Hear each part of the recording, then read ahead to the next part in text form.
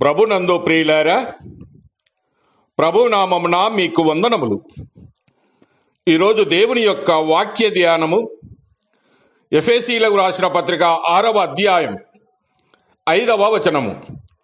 దాసులారా, యథార్థమైన హృదయము గలవారై భయముతోనూ వణుకుతోనూ క్రీస్తునకు వలె శరీర విషయమై మీ యజమానులైన వారికి విధేయులై ఉండుడి. దేవుడి ఈ మాటలు దీవించి ఆశీర్వదించునుగాక. గమనించండి ప్రియులారా, పౌలు కాలమందు రోమా రాజ్యమందు బానిసల సంఖ్య అధికముగా ఉండేది. ఆ దినములలో ధనికులు పేదలను డబ్బులు చెల్లించి కొనేవారు. కొన్న తర్వాత వారిని కఠినముగా క్రూరముగా చూసేవారు. ఆయా సమయంలో కొందరు బానిసలు ప్రభువును అంగీకరించిరి. ప్రభువును ఎరిగిన దాసులు యజమానులు ఎలా జీవించాలో పౌలు రాయిచున్నాడు. ఇలాగూ హెచ్చరించడం ద్వారా ఎన్నో మంచి కారణాలు ఉన్నాయి. దాసులైన వారు యథార్థ హృదయం గలవారే క్రీస్తునకు వలె వారి యజమానులకు వారికి విధేయులై ఉండాలని చెప్తూ ఉన్నాడు. విధేయులై ఉండుట అనగా లోబడుట, శ్రద్ధగా ఆలకించుట, అనుసరించుట, లొంగిపోవుట అని అర్థం ఇచ్చుచున్నవి.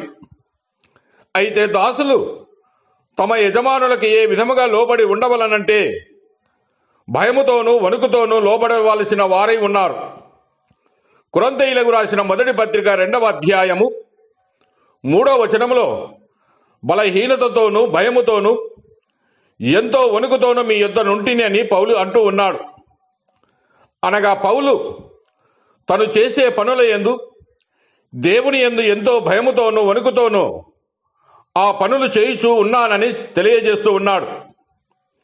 కొరింథీయులకు రాసిన 2వ పత్రిక 7వ అధ్యాయం 15వ వచనాన్ని చూస్తే, మీరు భయముతోనూ వణుకుతోనూ తన్ను చేర్చుకొంటిరని అతడు మీ అందరి విధేయతను జ్ఞాపకము చేసుకొనుచూ ఉండగా అతని అంతఃకరణము మరీ ఎక్కువగా మీ ఎడల ఉన్నది. పేతురు రాసినటువంటి మొదటి పత్రిక 2వ అధ్యాయము 18వ వచనములో, పనివారలారా, మంచివారును సాత్వికులైన వారికి మాత్రము కాక ముష్కరులైన మీ యజమానులకును పూర్ణ భయముతో లోబడి ఉండుడని తెలియజేస్తూ ఉన్నాడు. భయము అనున్నది భార్య తమ భర్తల పట్ల కలిగి ఉండవలసిన మర్యాదను గుర్తు చేస్తూ ఉన్నది. దాసులు తమ యజమానులే ఎడల కలిగి ఉండవలసిన విధేయతకు మూలాధారముగా హృదయము నిర్మలముగాను నిజాయితీతో నిండినదిగాను ఉండవలసినదై ఉండినది.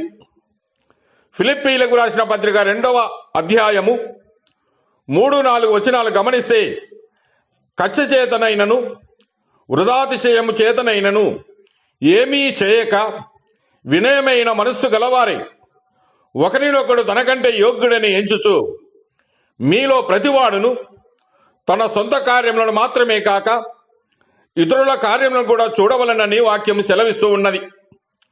వారు తమ యజమానులకు ఉపచారము చేయుట క్రీస్తు పట్ల విధేయత చూపినట్లే అని భావం. దాసులో ఇటువంటి హృదయము కలిగి ఉండాలని తెలియజేస్తూ ఉన్నాడు. కనుక ప్రియులారా, అనుదినము లోబడుట వలన వారు తమ ఇహలోక విధులను నిర్వర్తించుట ద్వారా వారు క్రీస్తు ఆధిపత్యమును గౌరవించుచూ ఉండిరి. దేవుడు మిమ్మల్ని దీవించి ఆశీర్వదించునుగాక.